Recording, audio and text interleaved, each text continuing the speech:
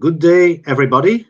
My name is Luc Perrad, and on behalf of DENSO GmbH Germany, DENSO Group Germany, I'm happy to present you the following paper, Tape Coatings, what are the differences in manufacturing technologies and which impact do these technologies have on the material properties? So this is the agenda of the presentation. I will start with a small introduction. I will explain what is lamination and co-extrusion process. We will see together what is a three-ply tape system versus a two-ply tape system.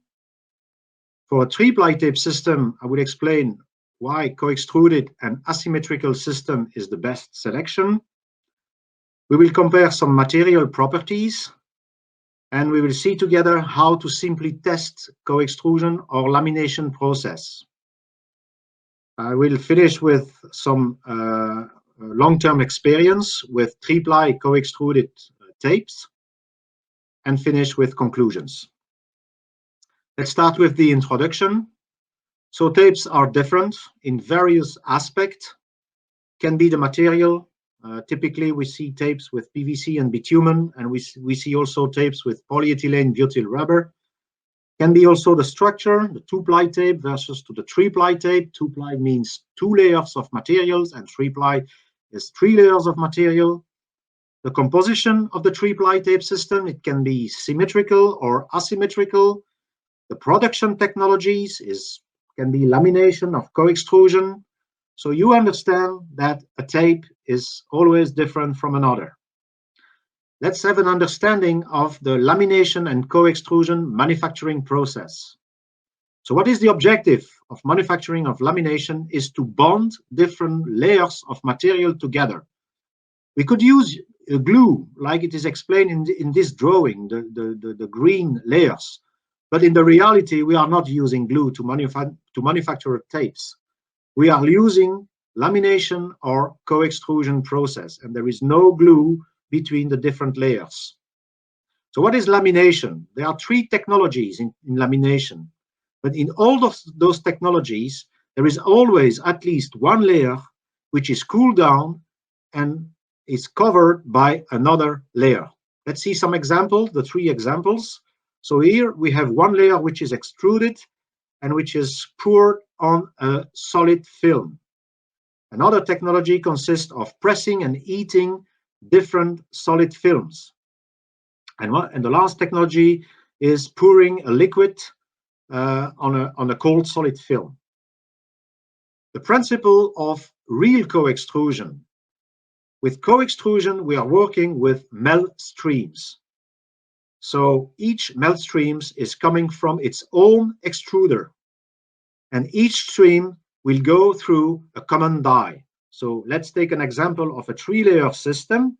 We have three different streams. All the streams are co-extruded and flow together parallel. They are entering in a common die, and after passing through the common die, they get out in a one single material strongly bonded together. So let's have a look to what's happening inside the common die.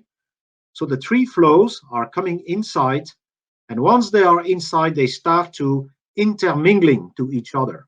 So the molecules from each layer is moving from one layer to the other and is forming a very strong bond between the different layers. So this is an example of microscopic sections. The layers are strongly bound together. It's a welding compounds. Now let's have a look to the difference between a three-ply tape system and a two-ply tape system. In a three-ply tape system, we have three layers of different materials. One layer is a carrier film, and two layers, one of the top and one of the bottom, is the anti-corrosion material, or called the adhesive, which is butyl rubber, always, most of the time, for a three-ply tape system. A three-ply tape system can be manufactured by lamination or co-extrusion. A two-ply tape system has only two layers of material. Only on one side you have adhesive layer. The adhesive can be butyl rubber or bitumen, If it is a butyl rubber, it can be laminated or co-extruded, but if it is a bitumen, it can only be laminated. There is no co-extrusion possible with bitumen. So why is butyl rubber the preference adhesive material? Because it has some ability to flow, so all the cavities and all the peaks are covered, but more specifically, this material has a self-amalgamating property without any heat. So what do I mean with this? When the two materials, when two butyl rubber are in contact with each other, they start to amalgamate, and with time, they are forming only one single material. So this is what we can see in this picture. You have the black lines, which are the carrier films, and the yellow colors is amalgamated butyl rubber. They are only forming one single material after amalgamation. When we have a two-ply tape system, it's not really a good corrosion prevention material or system.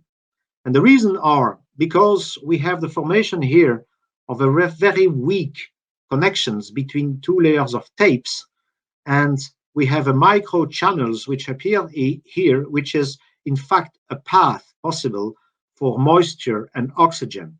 In addition to this, with two-ply tapes, we have most of the cases the formation of hollows in this area. So the result of all this is that we can see spiral corrosions with two-ply tape system. This is what we typically can see with two-ply tape systems are applied. You can see those pitting corrosions spirally on the entire circumferences of the pipe. When we use a three-ply tape system, we have a very strong corrosion prevention system. So we have the self-amalgamation in this area between the layers of the tape. So there is no path for moisture and oxygen. So we form what we call an impermeable house. So there is no spiral corrosion with this kind of tape system. Let's see for a three-ply tape system why the co-extruded and asymmetrical systems is the most efficient. How is it manufactured? The first step is to co-extrude two layers of butyl rubber on the top and the bottom of a carrier film. That's the process I explained earlier. After that, we place a very thick layer of additional butyl rubber to build a very thick thickness of butyl rubber material on the bottom of the tape. And the amalgamation starts with between those two layers, and we have a very strong bond of all the materials consisting of the tape.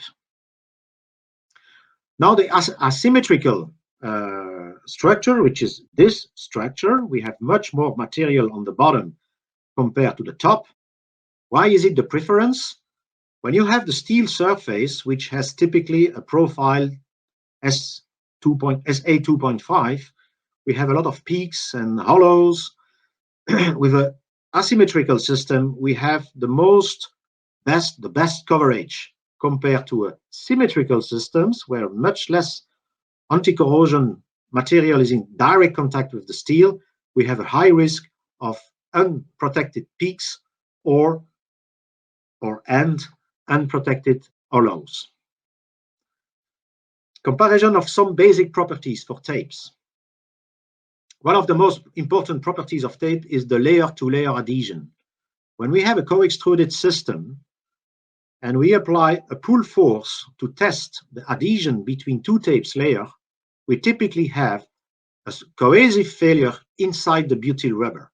There is no disbondment of the butyl rubber between the carrier film and the butyl rubber. So it's a very strong bond. When we look at what happens when the tape is laminated, there is a very high probability of disbondment in this area because the bonding between the butyl rubber and the carrier film is much weaker.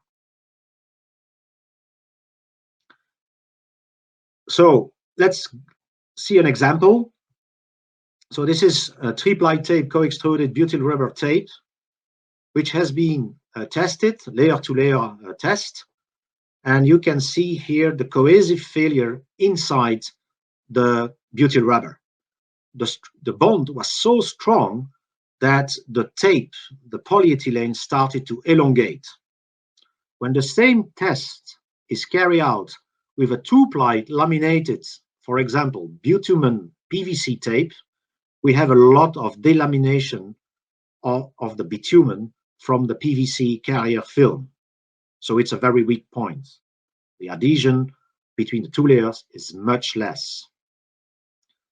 If we look at another property, which is the lap shear resistance. The lap shear resistance is a very important property for tapes. Many pipelines operators, cancel the use of tapes just because of weak lap shear resistance.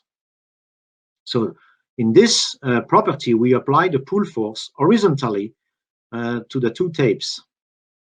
And again, because we do have a very strong bonding between the different layers, there is no delamination while conducting this test. On the opposite, when we do the same test with a laminated two-ply tapes, first of all, if we have a soft material here, like a bitumen, for example, we already have a very poor lap shear resistance. In addition to this, because the bond between the bitumen and the carrier film in this area is very weak, and weak here also, we have delamination with a very low lap shear resistance.